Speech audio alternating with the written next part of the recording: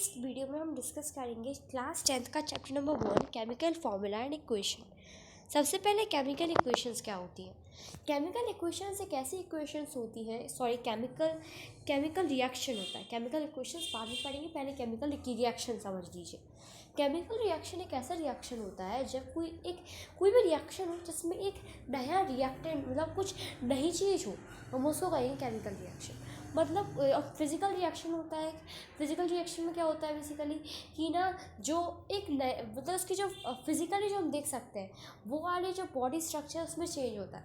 Chemical reaction में उसके chemical structure में चेंज होता है। फॉर एग्जांपल वाटर जो होता है, वाटर जब वाटर वेपर में चेंज होता है तो उसका फिजिकल चेंज तो होता है उसमें, पर उसमें केमिकली कोई भी चेंज नहीं होता। मतलब उसका केमिकल चेंज क्या होगा, ज़ीरो। मतलब वो फिजिकल केमिकल चेंज है ही नहीं। अब केमिकल चेंज की कुछ आइडेंटिटीज़ होती है, उसका आपको चेंज इन स्टेट मिल जाएगा। मतलब उसकी स्टेट में चेंज हो जाएगा। स्टेट से मतलब क्या, सॉलिड लिक्विड में बदल जाएगा, लिक्विड गैस में बदल जाएगा। चेंज इन कलर में चेंज हो सकता है। फॉर एग्जांपल आप कॉपर सल्फेट के जो क्रिस्टल्स होते हैं उसको अगर आप उसको हीट दोगे तो वो ब्लू कलर से वाइट में चेंज हो जाएगा, और वापस उसको कूल करोगे तो वाइट से ब्लू में चेंज हो जाएगा। तो इस रिएक्शन को हम केमिकल रिएक्शन कह सकते हैं। इसका हम पहला वाले पार्ट को हम एब्सोल्युटली केमिकल रिएक्शन ही कहेंगे। थर्ड देख लीजिए, इवोल्यूशन ऑफ गैसेस।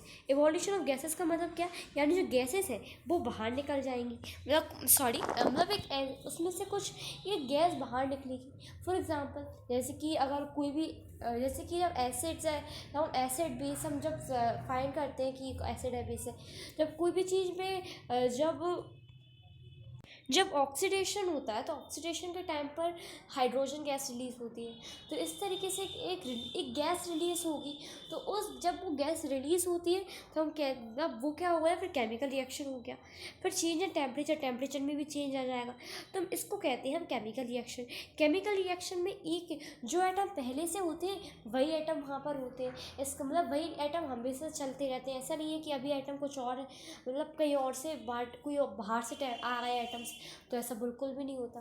अब हम क्योंकि हम केमिकल इक्वेशंस पूरी चैप्टर में पढ़ने वाले हैं, तो बेसिकली दो तरीके की इक्वेशंस होती है।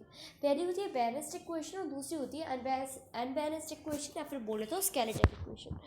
बैलेंस्ड इक्वेशंस एक ऐसी इक्वेशंस को कहा जाता है जहाँ पर रिएक्टेंट्स और जो आउटपुट है उसका दोनों की जो एटम्स है वो इक्वल है अमाउंट में। फॉर एग्जांपल H2O, हम H2 को एग्जांपल लेते हैं। H2O में क्या होता है बेसिकली, दो होते हैं प्लस ऑक्सीजन इक्वल H2O। तो यहाँ पर आप देखिए हाइड्रोजन के दो मॉलिक्यूल ही पहले थे और दो मॉलिक्यूल ही बाद में है। ऑक्सीजन का एक मॉलिक्यूल पहले था, एक ही बाद में है। तो ये इक्वेशन क्या है, ये इक्वेशन है बैलेंस्ड इक्वेशन। अब इसके अपोजिट क्या हो जाएगा, अनबैलेंस्ड इक्वेशन।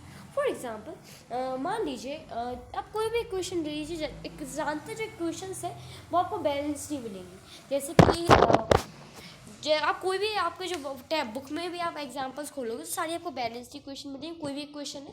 पर इसलिए अब आप क्या करना है, जो अनबैलेंस्ड इक्वेशन है उसको आपको कन्वर्ट करना होगा बैलेंस्ड इक्वेशन में।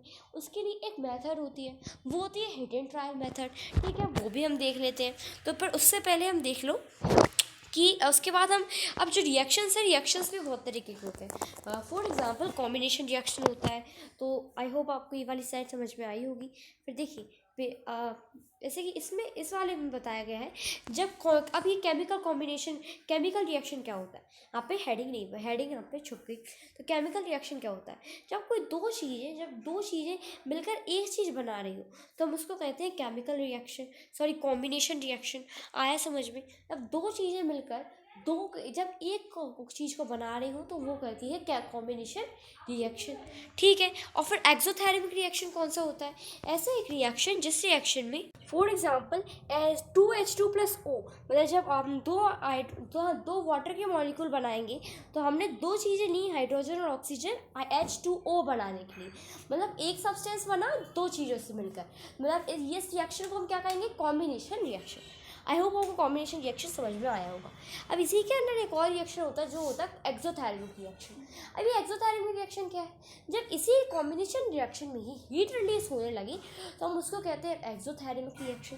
समझ में आया। For example CH4 + 2O + CH4 मतलब CH का मतलब क्या, जैसे ये कार्बन हाइड्रोजन के एक कार्बन है, हाइड्रोजन के 4 मॉलिक्यूल और ये रिएक्शन हुआ और उसका आउटपुट जो है उस आउटपुट के लिए क्या यहाँ पे हीट रिलीज हुई, आउटपुट पाने के लिए हीट रिलीज हुई, तो हम इसको क्या कहेंगे, हम इसको कहेंगे एक्सोथर्मिक रिएक्शन। एक्सोथर्मिक रिएक्शन में क्या होगा, हीट रिलीज होगी। अब इसी का ही एग्जाम्पल है एक रेस्पिरेशन में। अब आता है नेक्स्ट डीकम्पोजिशन रिएक्शन। अभी डीकम्पोजिशन रिएक्शन क्या होता है, जब